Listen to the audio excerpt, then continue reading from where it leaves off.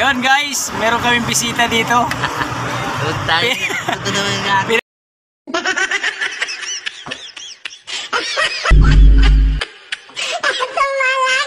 Check namin yung Fort Everest ng ating isang kaibigan. So kailangan kasi siya dito, Chief Ray. Shout out sa mga bulag na mekaniko sa walang alam.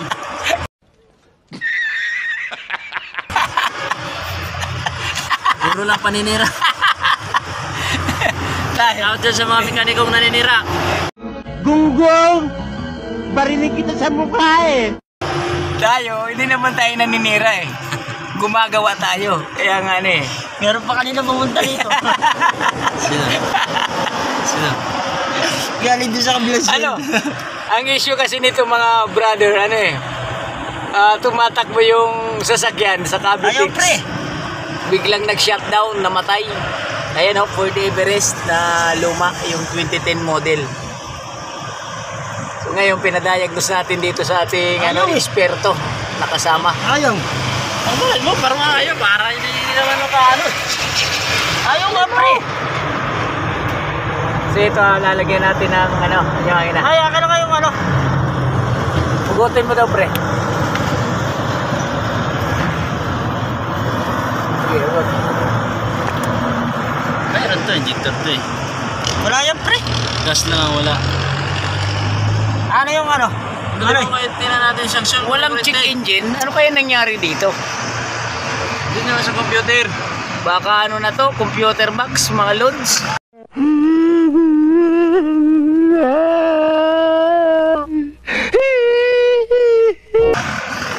Sunog siguro yung kay pumutok tong siguro pinuputok tong may shorted doon. Short siguro. Ba't kaya na-damage yung computer box? Saksak ng scanner eh. Mga wifi. Nakadali tuloy. Ayan yung ating mga dalubhasang mekaniko. Sana all. Mga gumagawa. Shoutout nga pala sa ating mekaniko na nandito. Si Chief Ray ng Shell San Sebastian. Kawit. Pinakamagaling ni Boss Diaz na mekaniko. Si Dave yun. At saka si Dave. Yan pala ikaw talaga, hindi ka marunong magtyaga eh. Puro ka ng bali ng tools. Hindi totoo yan. Ito mga idol, nagkabangayam pa sa mga tools na nababali. Nagkakasingilan na dito ng mga tools. Puro na lang sindikato. Paano masabi? Ito, titislight niya yung doon sa suction. Tester. Few moments later. Pag-ulit nga. Pag i-check mo yung sensor 6.2 tapos pag 24 volt 8.2. Sige. Sige pre, wait lang pa. Kukuha pa tayong tubig dyan. So tatanggalin mo na natin suction valve. Sabi ni Chip. Okay guys. Thank you sa ating kasama dahil pinuntahan niya rito. So yun muna una natin gagawin, suction valve, mapapalitan. Dahil yun daw ang na-damage. So mga boss, ito tatanggalin na natin yung suction valve sa kanyang injection pump kasi ang issue nito, yun niya tumirik sa Cavitex itong Fort Everest na ating suki. Kaya dinala dito ng rigger. Ito yung mga alirins pala, yung tornilyo ng suction valve. Ayan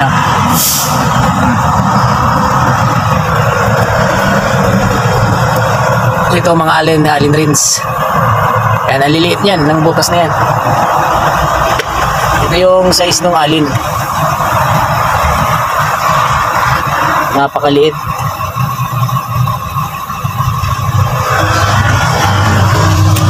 Mahirap patanggalin kasi syempre tatanggalin yung baterya tapos nasa sulok. So ito mga boss, pinakita ko sa inyo, tinanggal ko ng tornilyo kasi mahirap ng videos pagka mag-isa ka lang. Kaya ang ginawa natin, tinanggalan natin ng tatlong flower na Allen-wrench. Ayan ito yung suction valve. So ito na muna ang papalitan natin kasi walang binabato na diesel doon sa injector. So ito yung kanyang suction valve. Ayan. Sa baba siya ng intake. Ayan sa ilalim. Tatlo yung Allen-wrench niya. Ayan May power naman kasi na-check natin ng ating kasama dito sa kanyang power supply. May kuryente naman siya. Tapos walang binabat. Tumatakbo ito siya, bigla na lang tumirik, shutdown, tapos in-start niya uli, ayaw na. So ngayon syempre itong tawag tayo sa ating pinaka-chip mechanic sa dati nating kasama. Siya shielding siya. So ayun, na-diagnose nga na yun ang muna ang palitan, sabi niya, na suction valve. So dito nakalagay yan sa ilalim. Ayan Ayan, ito mga boss. Tatlong Allen-wrench. So akala namin kanina dalawa lang. Ayan. Ito, dito nakalagay. Ayan, nakaganyan yan siya. Ayan Ayan. So syempre, pagka ganon, ito na muna talagang papalitan natin. Suction valve ng injection pump. Sa mga adventure, mga nangyayari, iba naman yun. May itsura nun dito. So ngayon tatawag natin sa supplier natin na malayo pa, Banawi. Kasi dito sa ibang supplier natin sa Ubilita wala. So per order lang, syempre. Yung makina niya. Ayan, Ford Everest Limited.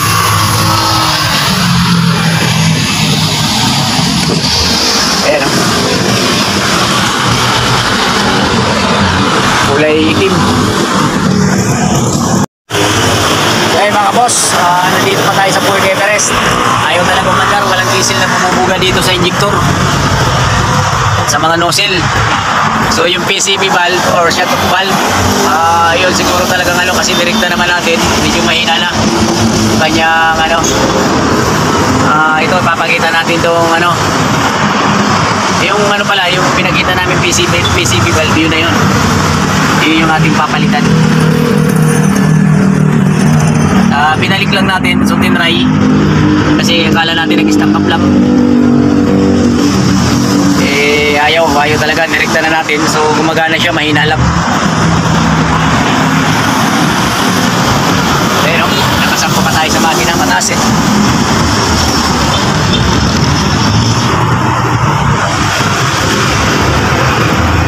PCB valve. So try natin palitan, kaya nga lang napakamahal. Sabihin natin sa may-ari. Okay mga boss, update na lang tayo sakaling umandar to. Di pa na-andar kasi magagaling pa sa QC yung parts dito. So for order.